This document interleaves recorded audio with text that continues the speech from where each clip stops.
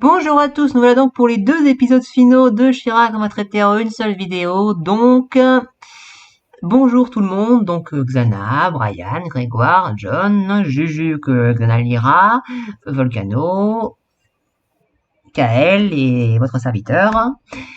Et donc, Xana, on t'en prie. Alors, pour cet épisode, ça va être un pouce orange. Pouce orange, même si j'avoue, je l'ai pas complètement détesté. Alors, dans cet épisode, grosso merdo, c'est quoi? Bon, alors, on a Katra qui fait sa petite crise en mode je veux pas que Adora aille se sacrifier, machin. Je veux pas que je veux pas qu'elle m'abandonne encore une fois. Donc il y a ça, il y a son chat de compagnie là qui la pousse à revenir. Il y a il y a le et du côté de la rébellion du coup, il se prépare pour aller au cœur d'un côté et de l'autre, il y a Entrapta qui doit aller pirater le signal en se servant d'une espèce d'antenne relais là pour aller du coup pirater le signal du grand maître pour désactiver toutes les puces. Donc, disons que comme l'endroit il est gardé, disons que ça tourne vite en baston et la rébellion est étonnamment efficace pour une fois. Ce qui fait qu'on a une bataille plutôt épique, qui est plutôt bien faite. Bon, on sent qu'ils se prennent des coups, qu'ils balancent des coups, etc. On a Sirena et Scorpia qui elles aussi se battent et donc du coup contre eux. Et disons que c'est assez. Et pour une fois, ils emploient intelligemment l'eau et la foudre. C'est-à-dire, ils mettent de l'eau par terre, puis après ils balancent de la foudre pour électrocuter. Ça, pour une fois, ça fait se demander pourquoi ils y ont pas pensé avant. Vers ça, s'ils l'ont même fait avant. Bon, bon, c'est de la grosse baston qui tourne rapidement au désavantage à cause de l'intervention des princesses. Il y a Flèche d'Or et Cynthia qui accompagnent Adora jusqu'au cœur, mais Adora en pleine crise, puisqu'elle est toujours en pleine crise, voilà, en pleine crise du complexe de l'impostrice en mode je sais pas faire ça, je n'ai pas le droit de le faire, etc. Au bout de 5 saisons, ça commence à être lourd, quoi. Hein. Et du coup, c'est de la baston. Non, qu'est-ce que je dis? Qu'est-ce que je dis? Je suis complètement à l'ouest, désolé. Et du coup, ce qui se passe, c'est qu'elle se sépare des autres. Et du coup, Flèche d'Or et Cynthia reviennent sur le pas. Et elle retombe sur euh, Catra. Catra qui est revenu à la charge avec Ténébra. Parce que ce qui s'est passé, c'est que Catra, elle a vu que la Horde s'apprêtait à faire quelque chose. J'ai pas bien compris ce que c'était, mais bon, visiblement, il y avait des clones un peu partout, donc elle est revenue avertir la rébellion, mais elle est tombée que sur Ténébra. Et Catra a décidé de demander de l'aide à Ténébra pour sauver Adora. Et Ténébra a plus ou moins accepté. Ok. Donc, ce qui fait qu'elle retourne, donc du coup, elles partent pour aller chercher Adora. Et pendant ce temps-là, il y a Cynthia et Flèche d'Or qui rejoignent le champ de bataille. Il y a Cynthia qui va affronter son père dans une scène d'action dans un combat qui est expédié. Je suis désolé, mais c'est censé être les retrouvailles entre père-fille, dans un combat super épique, machin truc. Il dure 2 minutes le combat. Alors, en soi, c'est logique parce que c'est le final. Mais de l'autre côté, c'est con parce que un combat pareil, ça méritait plus. Une confrontation pareille entre les deux, ça méritait plus. C'est en mode je galère, je galère, je galère, et puis ma mère m'a appris le courage. Ouais, celle qui se plaignait d'être une lâche, t'as appris le courage. Ouais, ok. Et du coup, c'est la baston. Du coup, elle fait des téléportations, elle résiste à la vague de Mika parce que ta gueule, elle lui balance un rayon, et puis hop, Mika il est par terre. Et voilà, c'était la fin de Mika possédé. Ok. C'est décevant, très décevant. Ce qui fait que, du coup, du côté de, de Flèche d'Or, ce qui se passe, c'est qu'il a retrouvé le matos d'Entrata, parce que Entrata, elle était partie pour pirater l'antenne relais, et elle y arrivait plutôt bien, sauf qu'elle va se faire téléporter par le grand maître de la Horde. Le grand maître de la Horde qui est en train d'accumuler le cœur des terriens en lui, visiblement, je sais pas comment il fait. Alors là, j'ai pas compris pourquoi il était relié partout, mais non, il est en train de Mmh. pirater la planète avant d'accéder au cœur, mais je pense pas que ce soit ça du tout, sinon. OK, comment il fait ça? Il se connecte à je sais pas quoi parce qu'il faut qu'il tienne ou je sais pas. J'ai pas compris pourquoi il était OK, relié partout. OK, d'accord et il a décidé de téléporter Entrapta auprès de lui. OK, en mode, «Je tiens votre technicienne là, vous avez maintenant vous êtes mort et cetera et vas-y Hordak, tu l'as?» Seulement, bah, Hordak, bah, non. Donc du coup, ce qui se passe, c'est qu'il se rebelle contre Earth Prime. Il y a la scène, il y a une fin digne de Palpatine, sauf que non. Enfin, enfin, c'est une fin digne de Palpatine à la fois de Star Wars 6 et de Star Wars 9. Parce qu'en fait, il tombe dans le vide, puis il se transfère dans un autre corps. C'est Palpatine à fond, en Et le fait. corps de Hordak, évidemment. Oui, voilà.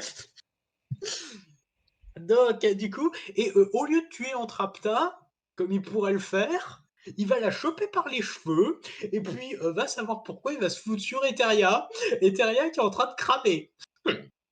Parce que parce qu'il est devenu complètement taré. Ok. Il dit, j'ai pas le choix, on va mourir tous les deux et l'univers avec nous. Mais pourquoi tu Bah continues non, pas ton plan, t'as bordel? juste. Pourquoi t'es obligé d'aller sur Eteria en fait? Et pourquoi tu continues pas ton plan comme il était de base? Oui, voilà. C'est Il est con. con, voilà pourquoi. C'est une Moi qu'il soit explication devenu toute plausible. complètement taré, mais bon. Voilà, déjà. Et du coup, ce qui se passe, c'est qu'elle tient tout le monde. Il y a Flèche d'Or qui retrouve du coup ces affaires-là. Il termine, et grâce à Milog, il termine le piratage tout en affrontant Scorpia.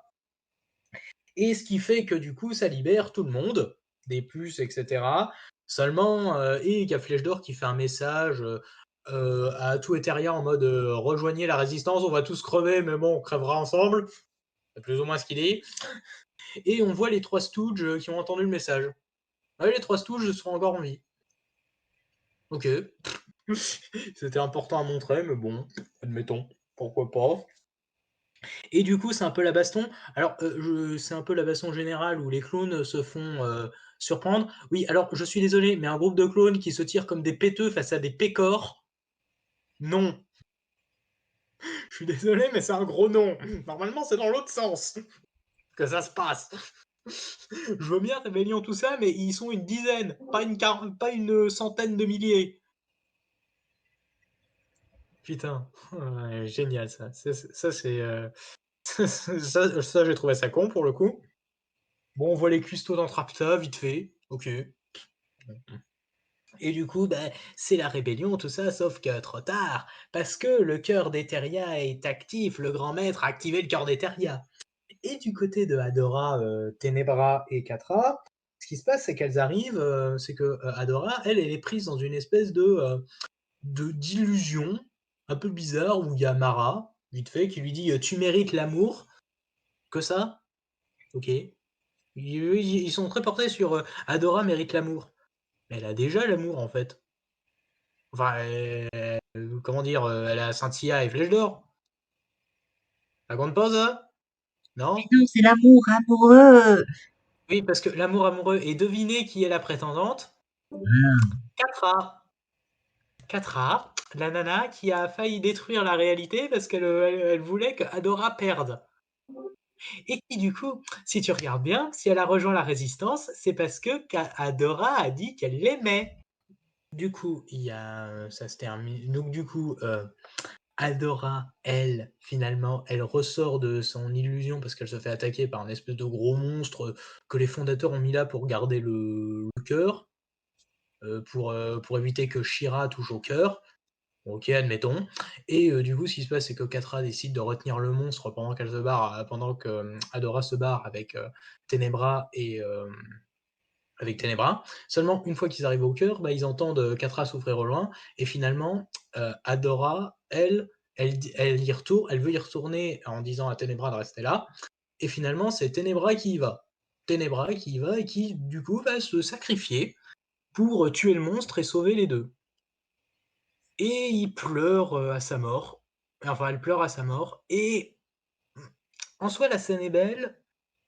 Le problème, c'est que, vu qu'on a bien vu que Ténébra, alors même si c'est leur mère adoptive, voilà quoi, elle les a maltraités, Catra, elle l'a traité comme de la merde, Adora, c'était limite un pion, même si elle avait quand même de l'affection pour elle, c'était limite un pion.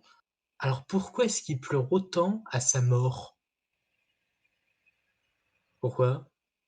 C'est pas comme si elle avait montré, c'est pas comme si elle était si rachetable que ça. C'est pas comme si on avait montré que, malgré tout, il l'aimait bien. Non. Ténébras, c'était toujours la figure autoritaire abusive et cetera. Il y avait pas, vraiment d'affection, tu vois? C'est pas comme dans Steven Universe avec les Diamond où on sentait bien qu'il y avait le côté affectif. Là, avec Ténébras, autant pour Dora à la limite, mais pour Catra, pas du tout. Pas du tout. Du coup, ouais, le fait que Catra pleure pour la mort de Ténébras, ça sort un peu de nulle part. Et du coup, ils arrivent au cœur et finalement, Adora qui ne peut pas se transformer parce que fallait pas qu'elle se transforme, tout ça, Parce il qu'elle est pas décide de sûre se de ses sentiments, parce qu'il faut qu'ils soient clairs dans sa tête. Et résultat, vu qu'elle est pas sûre des sentiments avec Catra, il faut le baiser de l'amour pour qu'elle puisse se transformer. voilà, parce que du coup, elle décide de se sacrifier parce qu'elle peut pas donner elle peut pas absorber toute la magie sans se transformer en She-Ra, mais elle décide quand même de le faire sans se transformer en She-Ra. Ce qui fait qu'elle est encore une fois dans ses illusions avec le grand maître qui la torture. OK, le grand maître est dans toutes ses illusions, d'accord, OK. En fait, ce genre de truc, ça aurait été bien, mais pas dans un final, en fait, tu vois? Peut-être pas dans un final, peut-être plus tôt dans l'histoire, quoi. Mais OK, OK, OK. Donc, grâce à l'amour de Catra, elle absorbe la magie, ce qui fait qu'elle devient une super She-Ra encore plus balèze qu'avant. Elle nous fait une fin à la Steven Universe, le film, où il y a toute la faune qui repousse. Même le vaisseau se transforme en arbre. Elle Et envoie la magie dans le vaisseau qui se transforme en arbre, ça on se demande pourquoi. Par contre, après, elle redose la magie à Eteria, et là, je peux comprendre que ça fleurisse pour Eteria. OK. Et du coup, ce qui se passe, c'est qu'elle va choper Horde Prime, enfin, elle va choper Hordak, elle va le purger de toute la présence d'Horde Prime. Et il y a un passage qui est un peu intéressant, où tu visiblement un flashback avec Hordak qui est au milieu d'un champ avec Adora bébé. Et il dit: «Je me souviens de toi». Ouais, Alors ça, c'est la nana qui s'est barrée. c'est clairement un clin d'œil à la saison 3 quand il lui a dit: je n'ai jamais eu la moindre attention à quelqu'un d'aussi insignifiant que toi. Ouais, OK, un peu bizarre quand même. Et finalement, bah, il y a les retrouvailles avec Entrapta, c'est mignon. Bon, il y a le gag avec Sirena qui est en mode: on les laisse tous les 2 ensemble, c'est normal?» Bon, il y a, visiblement les retrouvailles avec Scorpia et Catra qui sont voilà, Scorpia qui est toujours aussi, câlineuse. Il y a Jasmine qui est contente de retrouver, qui est également contente de retrouver Scorpia. Les retrouvailles entre, Mika et Cynthia. On n'a pas vu les retrouvailles entre Mika et Sorcella par contre. OK. Catra, qui officialise, sa relation avec Adora. OK. Voilà. Et du coup, ce qui se passe, c'est que maintenant, ils vont décider de partir pour ramener la magie dans l'univers. OK. Et ça se termine là. Je peux pas dire que j'ai pas aimé, parce qu'il y a quand même des trucs que j'ai appréciés. La bataille finale est épique, le combat, le baroud d'honneur de Ténébras est épique, la confrontation contre Horde Prime, bah, sur le papier, elle est bonne, même dans l'exécution, le problème, c'est que Horde Prime, on l'a pas assez vu et les quelques fois où on l'a vu, bah, c'était un peu le gros méchant, je suis méchant et je rage dès qu'il y a un truc qui foire. Alors que voilà quoi. En fait, les idées là, elles auraient pu être bonnes, mais fallait au minimum une saison supplémentaire. Genre bien montrer que la saison 5 c'était la débandade complète où ils perdaient limite Eteria et où il restait plus que, bah, je sais pas moi, Entrapta, Entrapta, Adora, Catra à la limite, pourquoi pas, mais bon, en admettant qu'elles auraient en même temps une rédemption, mais bon, en admettant une rédemption, Flèche d'or, Cynthia et peut-être aussi Hordak, qui soient perdus, tout ça, et qui après essayent de trouver des alliés dans l'univers, quoi. D'autres planètes qui ont été sous le joug du grand maître de la Horde, etc. Aller sur d'autres planètes, aller sur d'autres colonies des fondateurs, peut-être même sur Eternia, tiens. Ça aurait été l'occasion d'introduire Musclor comme alter ego et comme moyen d'avoir un allié supplémentaire dans la lutte contre Horde Prime. Parce que voilà, quoi, encore une fois, hein, on a Doublia. Bon, Doublia qui a fait un rapide caméo dans cet épisode pour dire qu'elle se battait, voilà, qui est en mode ouais, vous galérez contre la Horde de Hordak, mais contre la Horde du Grand Maître, vous avez aucune chance. En une saison, c'était réglé, quoi. Voilà. Parce que c'était réglé principalement parce que le Grand Maître de la Horde est con. On va se demander comment il a fait pour conquérir toutes les autres planètes, comment il a fait pour buter chaque Shira. Comment il a fait pour vaincre les précédents Shira, parce qu'apparemment, il a rencontré d'autres Shira avant Mara.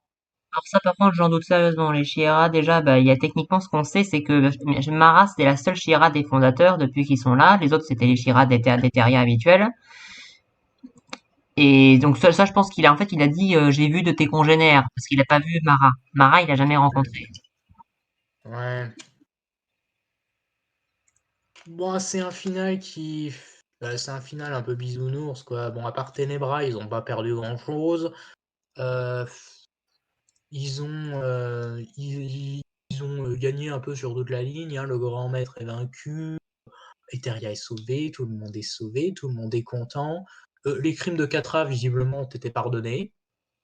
Parce que je rappelle qu'elle a quand même failli détruire la réalité, que ça a coûté la vie à la reine, hein. Voilà. Enfin, que ça a coûté sa liberté à la reine, quoi. Maintenant, elle est prisonnière entre deux dimensions. Donc, c'est bien gentil, Catra, t'as fait ta rédemption, mais les vies que t'as détruites, et la reine, elles sont toujours piégées entre deux dimensions, en fait. Voilà. C'est voilà.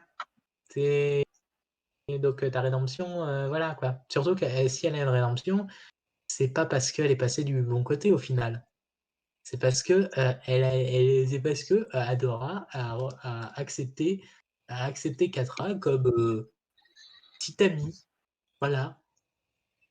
Après tout ce qui s'est passé avant. Et rappelons que c'est exactement ce qu'Adora lui avait proposé au tout début de la série. Viens avec moi. Voilà. C'est pourquoi maintenant. Alors, je veux bien qu'il y ait une remise en question, mais bon, elle a été méga rapide et disons qu'elle n'est pas à la hauteur de ce qu'elle a fait avant, quoi. Voilà, c'est compliqué. Ouais. Donc, du coup, même si en soi j'aime bien, je peux pas dire que ce soit bien. Pas du tout, parce que c'est bisounours, c'est les conséquences, il y en a quasiment pas. C'est pas une. En fait, si vous voulez, c'est comme le final de Star Butterfly. On s'en fout de tout, on s'en fout de tout, on règle tous les problèmes comme ça, et les conséquences qu'il pourrait y avoir, bah, on marche dessus. Eh bien, Brian, c'est ton tour. J'ai longtemps réfléchi à la note et finalement je vais mettre pouce jaune. Voilà. Honnêtement, c'est un final assez mitigé parce que dans le sens où déjà tout va trop vite. Si vous voulez terminer votre série là-dessus, fallait pas un double épisode, mais plutôt un triple pour bien faire leur développement de personnage parce que dans dans la deuxième partie, je trouve que les combats vont trop vite, enfin les duels vont trop vite, que ce soit, enfin non, je vais d'abord commencer par la première partie, ce sera plus simple. Alors on essaie de tout mettre en place, un plan qui fonctionne, qui a l'air de bien fonctionner, sauf qu'il retombe sur la gueule, que ce soit du côté des princesses, vu l'association de l'eau et l'électricité que je trouve assez efficace. Ensuite, on a toute la partie concernant Adora qui part au temple avec Flèche d'Or et Cynthia, qui peut être intéressante, qui pour moi est assez intéressante, mais finalement elle décide de les laisser tomber parce qu'elle devait se sacrifier sans leur avis. Bon bref, c'est un truc typique, j'ai presque envie de dire. Ensuite, on a un Trapta qui se fait capturer je dirais presque bêtement en fait. J'aime beaucoup Entrapta dans cette saison 5, mais pas dans ce double épisode en fait. J'ai l'impression qu'on fait exprès pour qu'elle joue les victimes. et ça va pas du tout avec le personnage, je trouve. Donc ça, c'est un truc qui m'avait ennuyé dans cet épisode. Maintenant, je vais parler peut-être, pour moi, peut-être la meilleure partie. Enfin, je dis meilleure, mais même si j'ai des problèmes là-dessus, j'aime beaucoup le duo Ténébra Catra, en fait. Je m'explique. Je ne supporte pas la rédemption de Catra. Ça, c'est clair. C'est vraiment le truc qui gâche vraiment, un gros truc qui a gâché la saison. Mais je peux pas m'empêcher d'apprécier sa collaboration avec Ténébra dans le but de retrouver Adora. Donc, pour moi, c'est quelque chose que j'ai bien aimé personnellement. Putain, en plus, Ténébra, je suis désolé. Vous connaissez mon avis sur ce personnage. Mais voilà, j'aime beaucoup le fait qu'elles arrivent. Après, je reconnais que le fait que Catra tombe pile poil sur le grand maître qui prépare sa menace, je trouve ça un peu trop facile, enfin trop facile comme truc. Donc, on arrive sur la partie la plus intéressante pour moi. Donc, Catra et Ténébra qui retrouvent Adora, qui collaborent ensemble pour combattre le gros monstre qui attaque Adora. Et punaise, la scène de sacrifice de Ténébra, moi, je dis oui. J'aime beaucoup cette scène, personnellement. Ma scène préférée de tout l'épisode. Voilà, c'est ma scène préférée de tout l'épisode pour moi. Donc, franchement, le fait que, et puis c'est tout à fait personnel. J'aime beaucoup le fait qu'elle enlève enfin son masque, donc pour voir un peu à quoi elle ressemblait. Personnellement, c'est vrai qu'on aurait pu garder le mystère là-dessus, mais personnellement, c'est quelque chose qui m'a bien plu. Franchement, personnellement, c'est un truc que moi j'ai bien aimé. Maintenant, on va passer à tous les problèmes, tous les problèmes parce que ok, les combats, parce que chaque personnage a un duel, que ce soit Scintilla contre son père, le combat a duré 2 minutes. Flèche d'or contre Scorpia, le combat a duré 2 minutes. Ténébra contre le monstre, le combat a duré aussi 2 minutes. Donc je suis désolé, déjà ça passe pas. Enfin déjà, on ne profite pas assez de ce duel, mais surtout que ce qui va se passer ensuite, j'ai l'impression qu'on met un peu trop en longueur des scènes qui sont pas si utiles que ça en fait. Franchement, les combats sont pas satisfaisants. Et puis j'avoue que la scène avec Orpram et Hordak, même si je trouve un peu trop rapide cette rédemption, enfin pas cette rédemption, enfin ce retournement de situation, j'avoue que j'étais un peu surpris sur le fait que Orpram réussit à contrôler Hordak. Donc voilà, c'est quelque chose que j'ai bien aimé, même si on voit que tout pète, quoi. Je me dis, mais qu'est-ce qu'ils sont en train de faire? Et puis on a le truc, et puis on a l'une des plus grosses tâches de l'épisode pour moi, la scène du baiser. Je ne peux pas accepter. Enfin, disons que déjà, comme je l'ai dit, je ne supporte pas la rédemption 4A. Et son couple avec Adora, pour moi, ça a été la cerise sur le gâteau de merde, on va dire. Parce que franchement, c'était le truc que je peux pas accepter. Je veux bien accepter qu'on veut bien faire des héroïnes lesbiennes. J'accepte. Mais pas ce couple-là. Alors peut-être pour des fanfics, j'aurais dit peut-être oui, même si je suis pas contre. Mais là, c'est vraiment pour faire plaisir aux fans. J'avais l'impression ce couple. Et pour moi, ça ne va pas. Surtout que ça me rappelle un certain couple dans un certain film. Bonjour Star Wars 9. Voilà. Pour moi, ça ressemble parfaitement à ça, en fait. 4A m'aurait fait plus penser à Kylo Ren dans Star Wars 9. Voilà. Et le couple avec et son couple avec Rey, enfin le baiser avec fait couler beaucoup d'encre. J'ai eu la même réaction. Voilà, voilà. C'est vraiment le truc qui ne va pas. Et c'est surtout que c'est ce baiser qui va tout arranger en fait. Donc du coup, on a une fin un peu cuculapraline. Vu que j'ai vu une franchise un peu discutable, c'était la saga Barbie, je pense qu'on est dans des fins assez niaises où tout le monde est beau, tout le monde est content, avec des transformations qui ne servent à rien, des trucs, des inconvénients qui ne servent à rien. C'est pareil, on est dans vraiment un truc cuculapraline. Mais pour moi, ça n'a rien à voir avec la série en fait. J'ai l'impression que c'est là pour faire joli, alors qu'on a été quand même dans quelque chose un peu plus sombre, un peu plus sombre. Ce qui n'est pas vraiment le cas de ce final, et du coup, je suis vraiment mitigé par ce final. Surtout que c'est pas aidé par le fait que, comme j'ai dit, tout le monde est beau, tout le monde est gentil, mais les développements sont beaucoup trop rapides, du coup, on n'a pas une fin très satisfaisante. Du coup, je trouve qu'on n'a pas d'épilogue. Et ça marche pas pour moi encore. Comme je dis, si on avait fait un triple épisode, on aurait passé du temps sur certaines retrouvailles, certains développements de couple, et du coup, ça aurait fait une fin beaucoup plus satisfaisante. Mais non, la fin est beaucoup trop rushée pour moi. Donc ça marche pas pour moi. Donc c'est pour ça que je suis vraiment mitigé. Du coup, je pense que le pouce jaune est plus approprié, même si dans l'ensemble, c'est pas un épisode pas trop mal quand même. Mais il y avait moyen de faire beaucoup plus satisfaisant que ça, et c'est pas le cas. Voilà, je vais passer la parole au suivant. Du coup, la parole à Grégoire. Alors moi aussi j'ai hésité, mais je vais mettre un pouce orange pour cet épisode et toute cette saison 5. Parce que Ta Gueule, c'est une fanfiction. Parce qu'on a le droit à la confirmation de tous les couples ou presque, un total happy ending où les Antilles ont gagné, Hot Prime s'est pris une référence Star Wars dans la cronce, et tout est bien qui finit bien, sauf pour Ténébras. Un peu nier son sacrifice, certes, mais apprécié.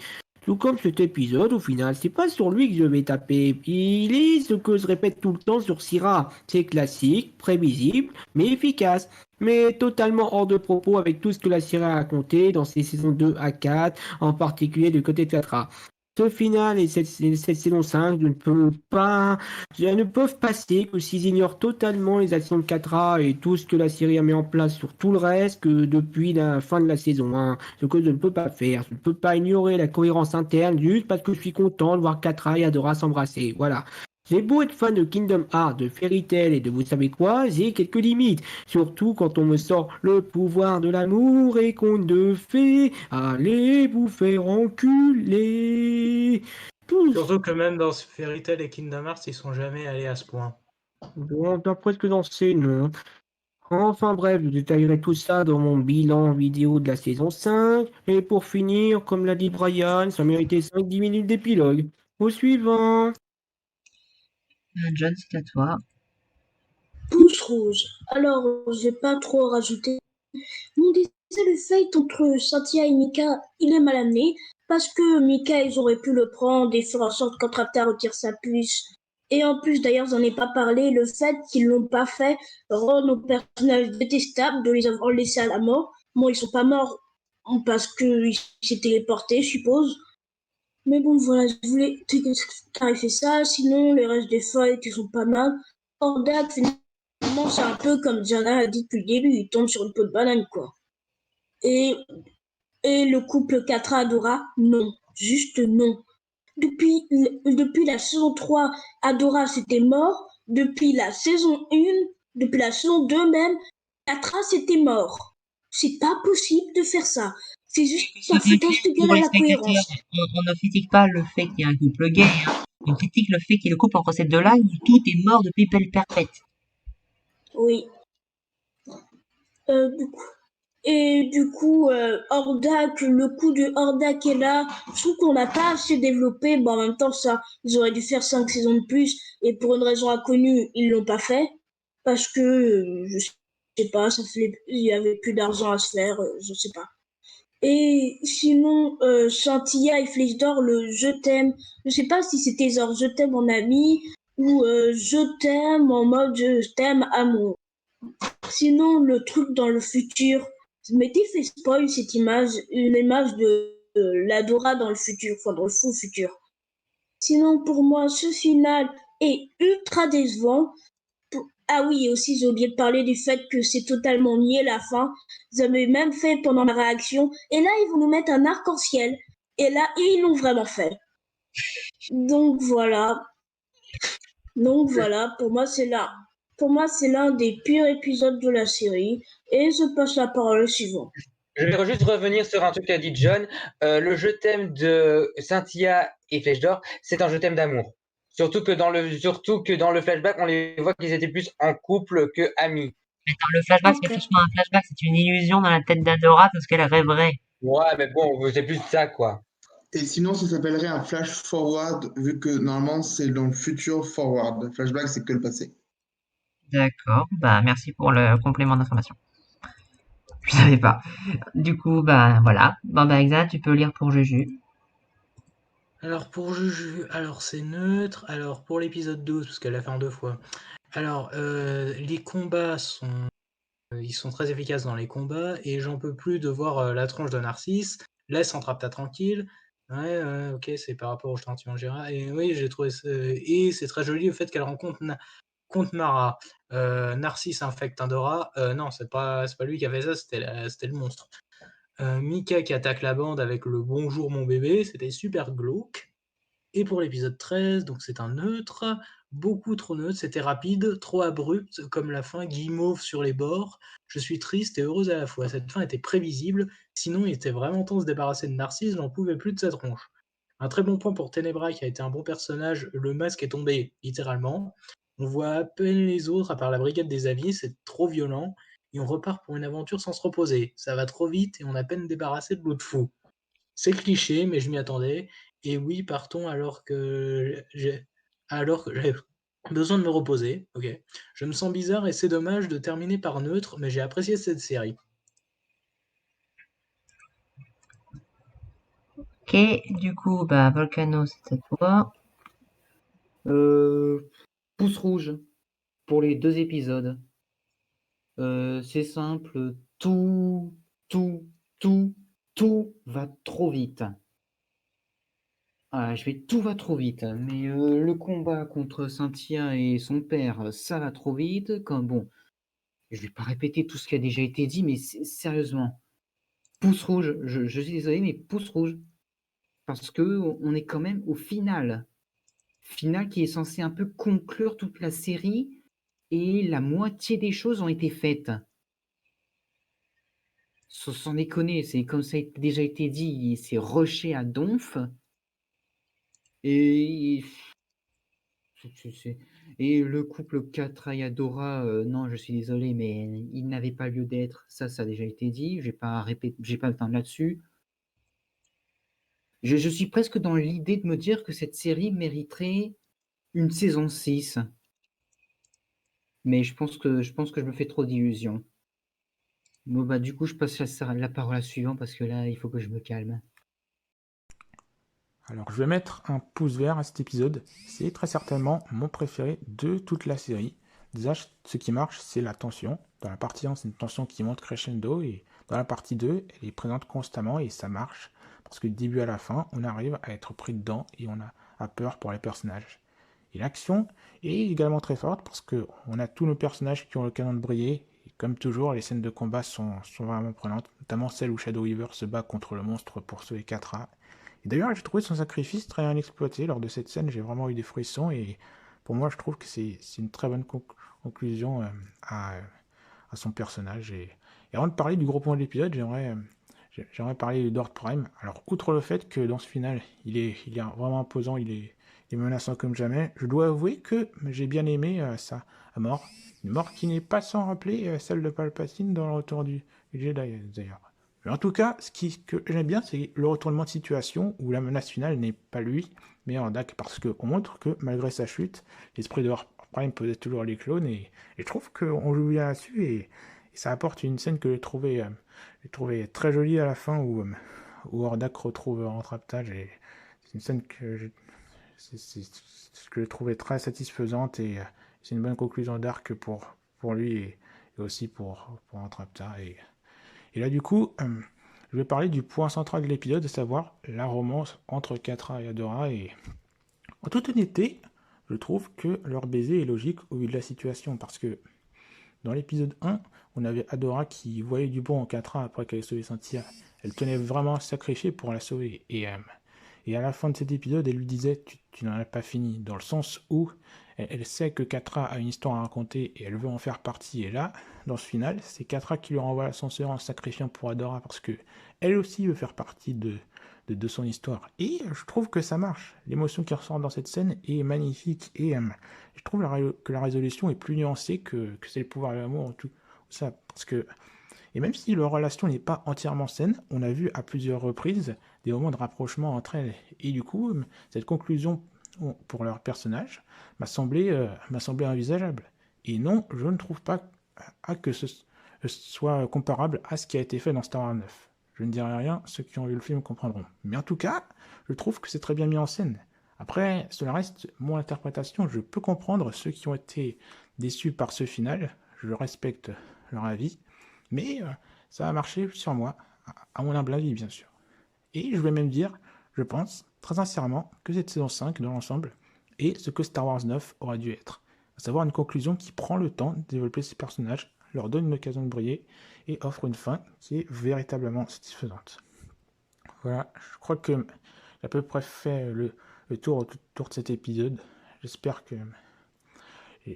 Et du coup, c'est à peu près tout ce que j'aurais à dire. Je vais mettre du coup un pouce vert. J'ai vraiment été pris dedans du début à la fin et je laisse la parole au suivant.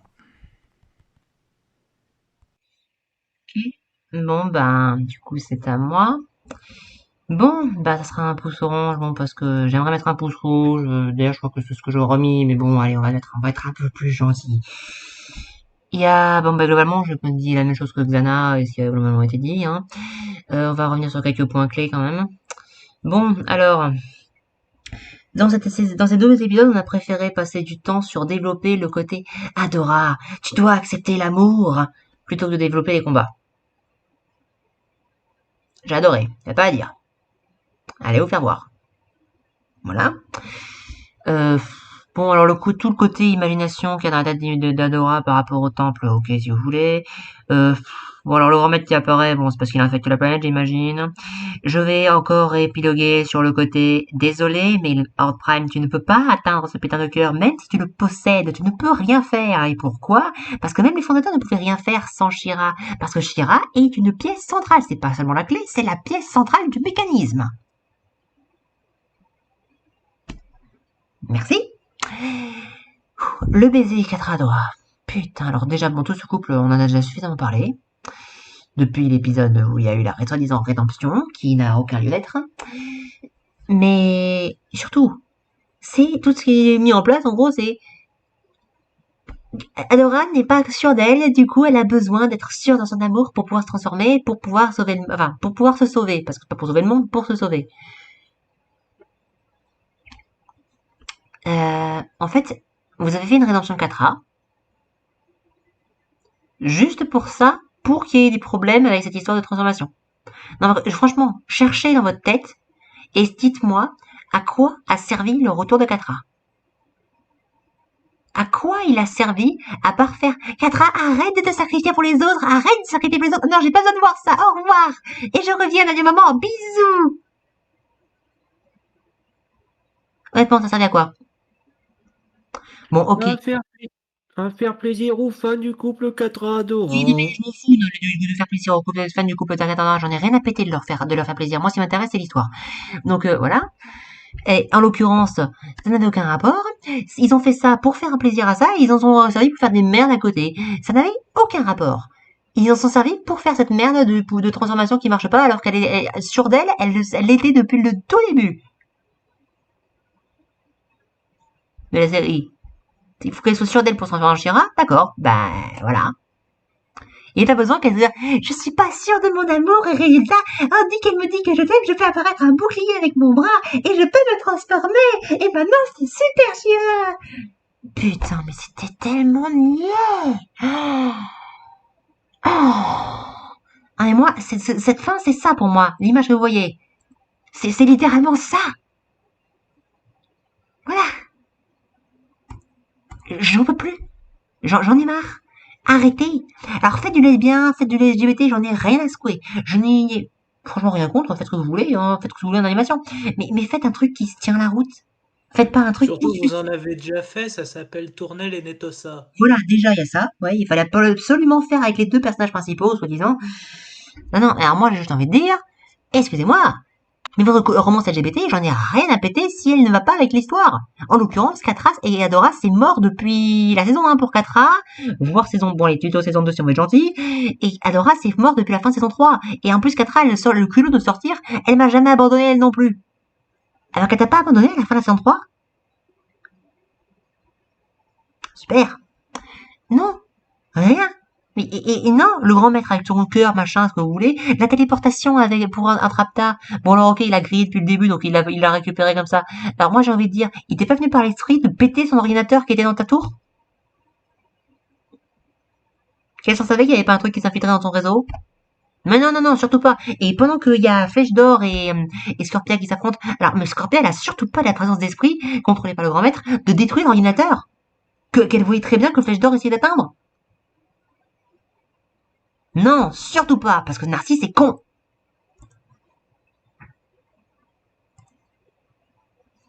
Voilà. Au bout d'un moment, ça suffit. Je suis désolée. Toutes les règles.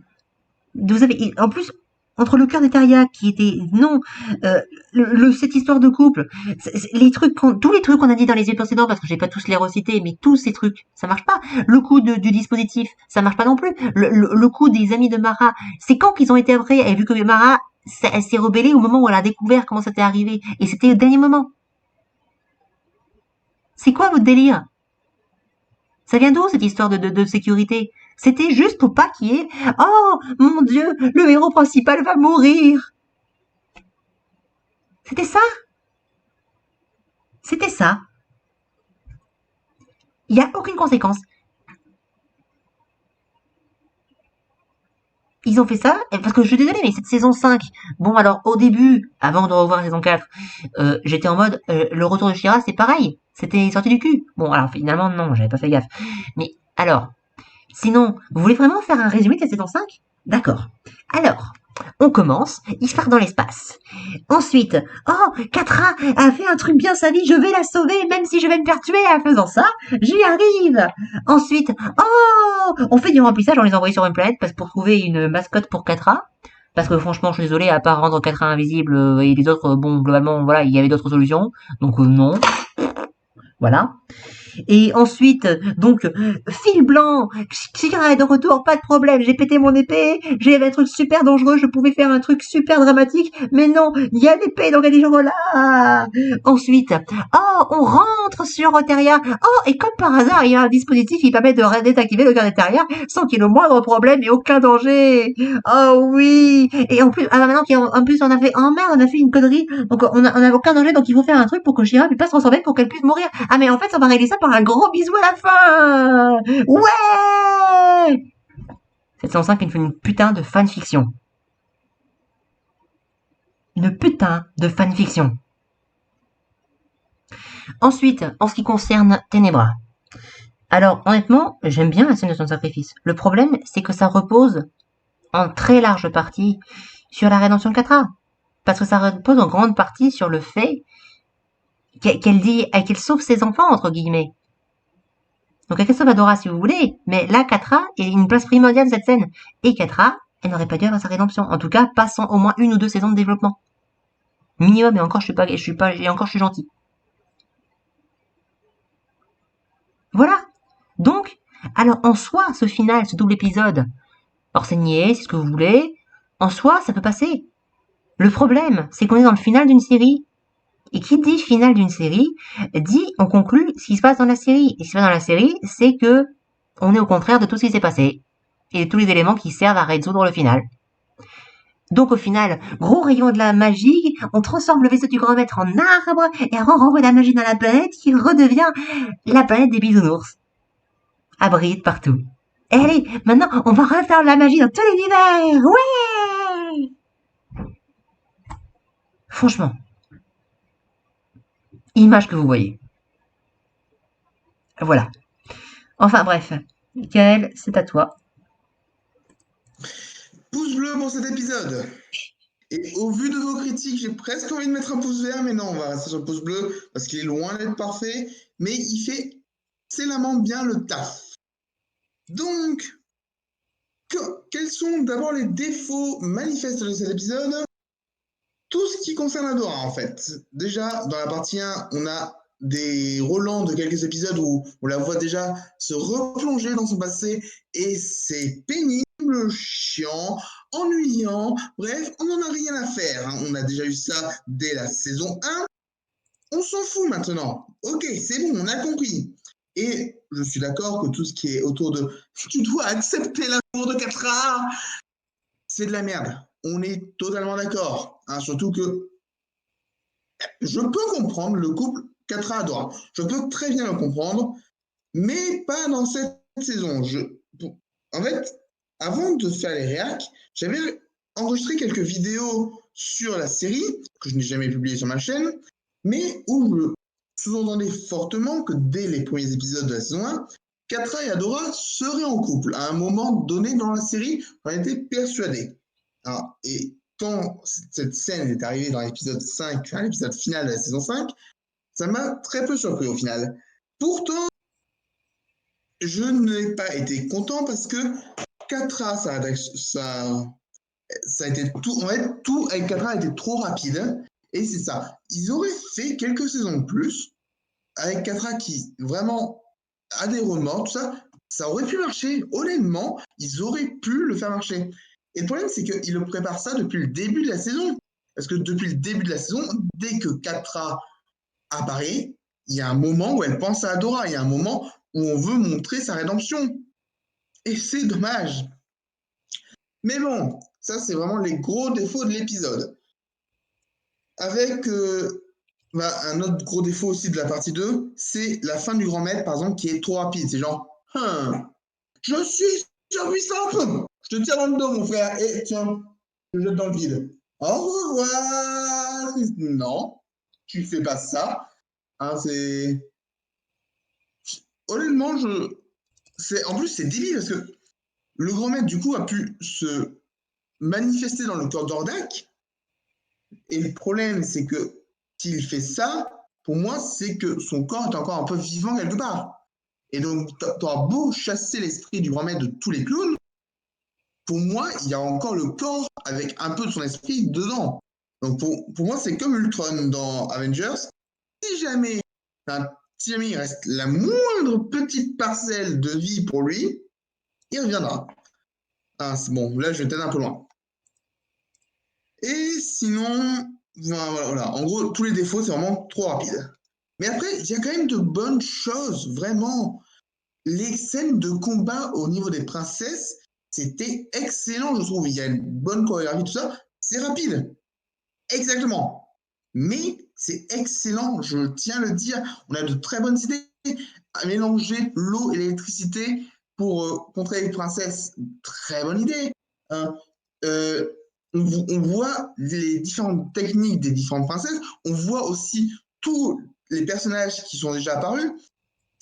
C'est con, mais genre Doublia qui est avec la rébellion, c'est juste un caméo. Mais ça montre une évolution de personnage. Voir les cuisiniers de Chantrapta, on les avait pas vus depuis la saison 1, on les a peut-être vus vite fait en saison 4, il me semble.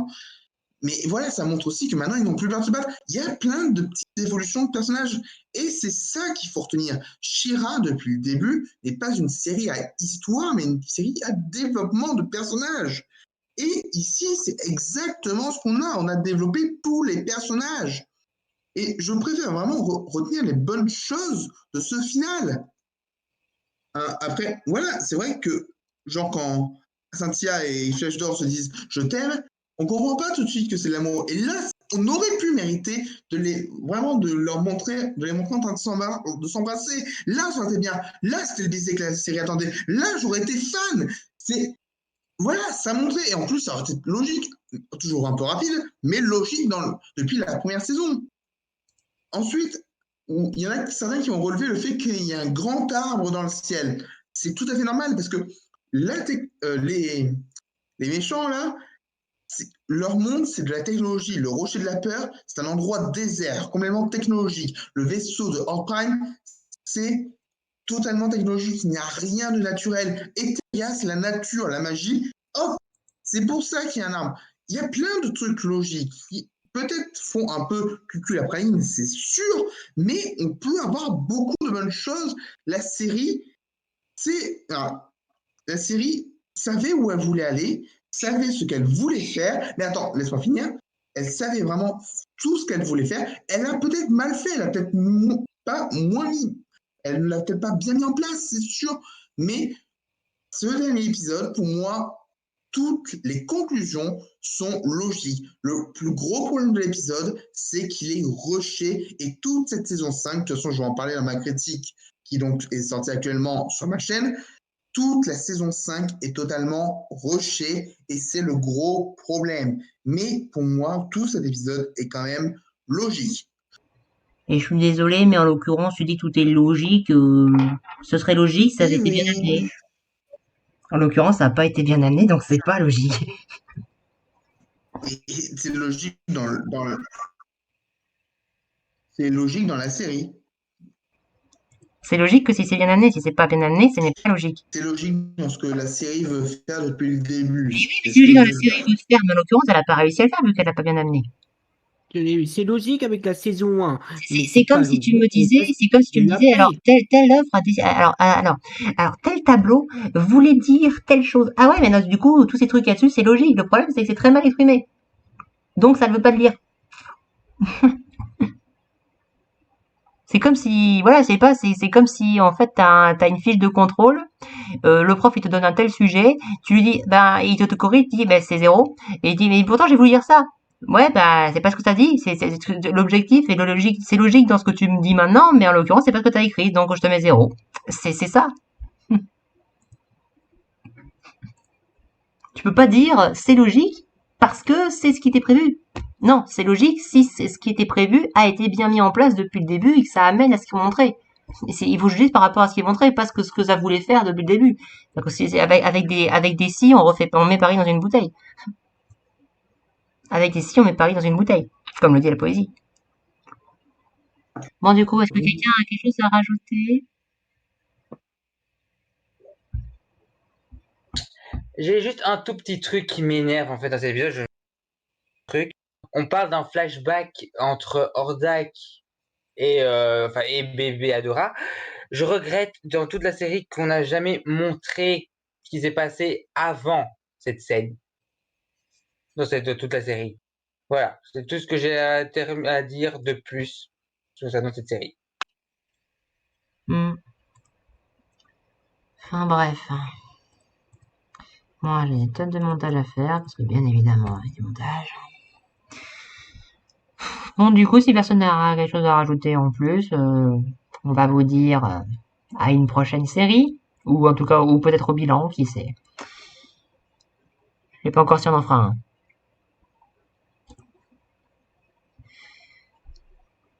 Salut!